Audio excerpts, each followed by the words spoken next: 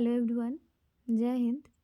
आज है 13 जनवरी 2024 और 13 जनवरी से बनने वाले जितने भी करंट अफेयर के इम्पोर्टेंट क्वेश्चन होंगे उन्हें हम इस वीडियो में डिस्कस करेंगे।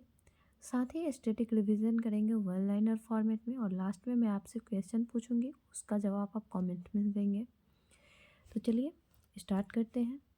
सबसे पहले प्रीवियस क्लास का रिवीजन करेंगे। तो रिवीजन में है बिम्स्टेक महासचिव पद पर नियुक्त होने वाले पहले भारतीय अधिकारी हैं इंद्रमणि पांडे।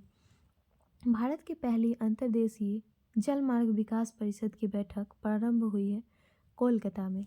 कुंभ मेले के बाद देश का दूसरा सबसे बड़ा मेला गंगा सागर मेला यह पश्चिम बंगाल में शुरू हुआ है। वाइब्रेंट गुजरात ग्लोबल समिट के मुख्य अतिथि कौन थे? मोहम्मद बिन जायद अल नहयान थे। 27वें राष्ट्रीय युवा महोत्सव का आयोजन किस शहर में किया जाएगा? नासिक में। फ्रांस के नए प्रधानमंत्री के रूप में नामित हुए हैं गैब्रियल अटाल। विश्व हिंदी दिवस प्रतिवर्ष मनाया जाता है 10 जनवरी को। किस यूनिवर्सिटी को मौलाना अबुल कलाम आज़ाद ट्रॉफी 2023 प्राप्त हुआ है? तो गुरु नानक देव यूनिवर्सिटी को। हाल ही में राज्य में इंटरनेशनल पर्पल फेस्ट 2024 की शुरुआत गोवा में हुई है। और किस राज्य के मुख्यमंत्री ने देश की पहली स्वास्थ्य और स्वच्छ फूड स्ट्रीट प्रसादम का उद्घाटन किया है?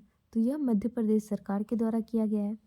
किसने अपनी आत्मकथा 4 stars of destiny and autobiography लिखी है? तो ये मनोज मुकुंद नरवणे है। ठीक है, इन सभी क्वेश्चन को हम लोगों ने डिटेल से कल की क्लास में पढ़ा था। आज के सेशन का पहला सवाल है, भारतीय नौसेना बहुराष्ट्रीय अभ्यास मिलन 24 का आयोजन कहाँ किया जाएगा? तो यह किया जाएगा विशाखापट्टनम में। ऑप्शन नंबर ए यहाँ पर राइट आंसर हो जाएगा। इससे जुड़े इंपॉर्टेंट पॉइंट्स हैं। भारतीय नौसेना का बहुराष्ट्रीय अभ्यास मिलन 24 का आयोजन 19 से 27 फरवरी 2024 तक विशाखापट्टनम में किया जाएगा। और इससे पहले यह अभ्यास जो है ना 11वां संस्करण फरवरी मार्च 2022 में पूर्वी नौसेना कमान के तहत विशाखापट्टनम में आयोजित किया गया था। मिलन एक द्विवार्षिक बहुराष्ट्रीय नौसैनिक अभ्यास है जो 1995 में लुक फॉर ईस्ट पॉलिसी के तहत 4 देशों इंडोनेशिया, सिंगापुर, श्रीलंका और थाईलैंड की भागीदारी के साथ यह शुरू किया गया था। ठीक है, तो कहाँ पर आयोजित किया जाएगा? तो ये विशाखापट्टनम में आयोजित किया जाएगा। आगे बढ़ते हैं। स्वच्छता सर्वेक्षण 2023 के में 1 लाख से अधिक आबादी की कैटेगरी में सबसे स्वच्छ शहर कौन सा है?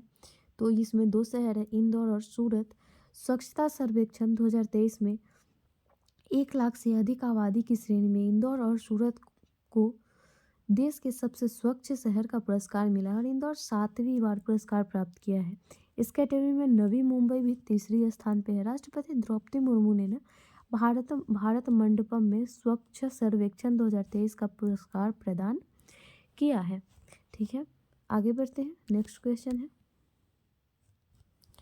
आईआईटी मद्रास का नया कैंपस किस देश में शुरू किया जाएगा? तो ये शुरू किया जाएगा श्रीलंका में। ऑप्शन नंबर सी यहाँ पर राइट आंसर हो जाएगा।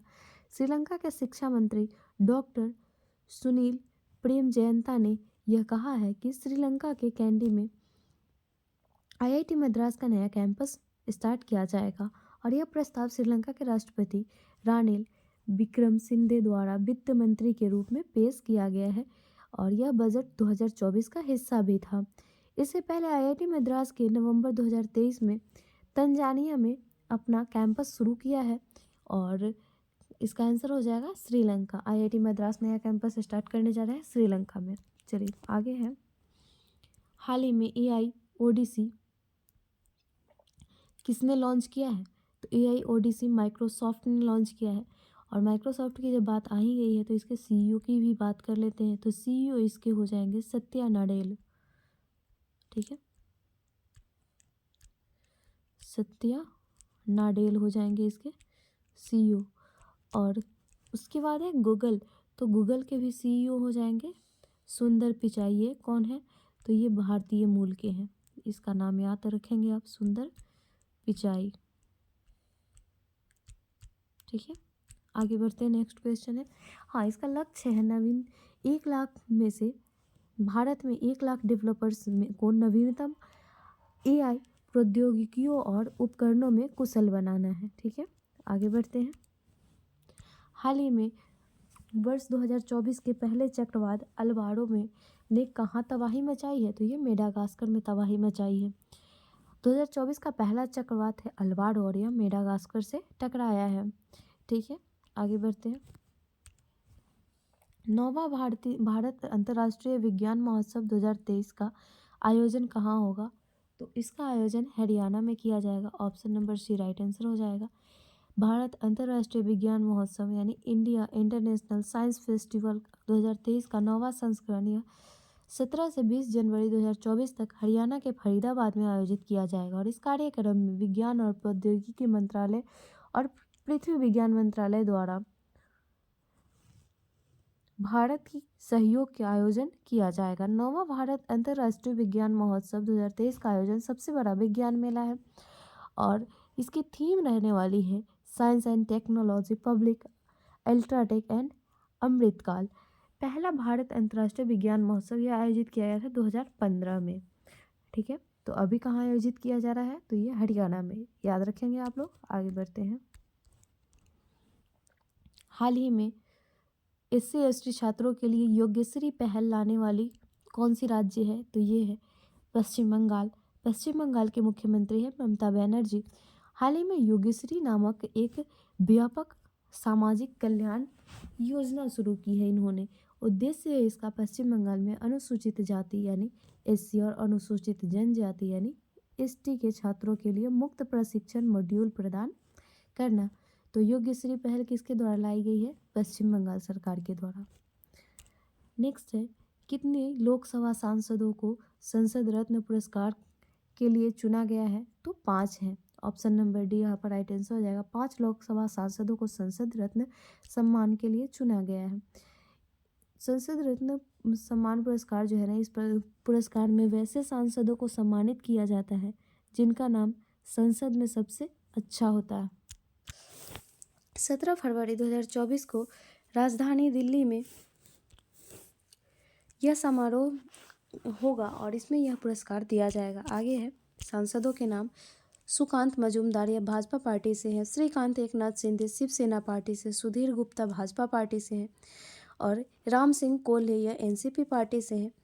और उसके बाद है कुलदीप राय शर्मा यह कांग्रेस पार्टी से हैं।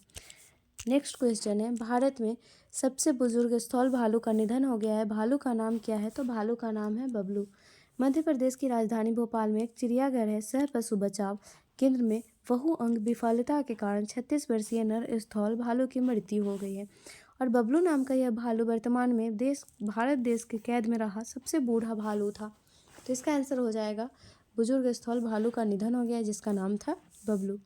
नेक्स्ट है, जनवरी 2024 में जल्लीकट्टू कार्यक्रम का आयोजन कहाँ किया जाएगा? तो ये कार्यक्रम का आयोजन किया जाएगा तमिलनाडु में। ऑप्शन नंबर ए इसका राइट आंसर हो जाएगा। मदुरै तमिलनाडु में है और इसका वार्षिक जल्लीकट्टू कार्यक्रम 15 जनवरी को शुरू होगा और यह 3 दिन तक आयोजित किया जाएगा। जल्लीकट्टू वास्तव में बैलों को गले लगाना है और यह सांस्कृतिक गौरव का प्रतीक है क्योंकि यह एक प्राचीन खेल है। ठीक है, जिसका उद्देश्य है बैलों को गले लगाना। तो आंसर हो जाएगा जल्लीकट्टू कार्यक्रम का आयोजन किया जा रहा है तमिलनाडु में। नेक्स्ट है एस्थेटिक जीके। महात्मा गांधी के राजनीतिक गुरु कौन थे? तो महात्मा गांधी के राजनीतिक गुरु थे गोपाल कृष्ण गोखले। किस एक्ट को बिना अपील, बिना वकील तथा बिना दलील का कानून कहा गया है? तो ये रॉलेट एक्ट को कहा गया है। सबसे कम उम्र में फांसी की सजा पाने वाले क्रांतिकारी थे खुदीराम बोस। संविधान के किस अनुच्छेद के अंतर्गत राष्ट्रपति को हटाया जा सकता है? तो अनुच्छेद 61। भारत की सबसे बड़ी झील कौन सी है? चिल्का झील, जो कि उड़ीसा में उपस्थित है। कांग्रेस के प्रथम मुस्लिम अध्यक्ष कौन थे? बदरुद्दीन तैयब जी। लंपट मूर्ख किसे कहा जाता था? तो ये जहादार शाह को कहा जाता था। गदर पार्टी की स्थापना किसने करी थी? लाला हरदयाल ने। और फॉरवर्ड ब्लॉक संस्था के संस्थापक कौन थे? तो इसके संस्थापक थे सुभाष चंद्र बोस। तो ये था हमारा स्टैटिक जीके।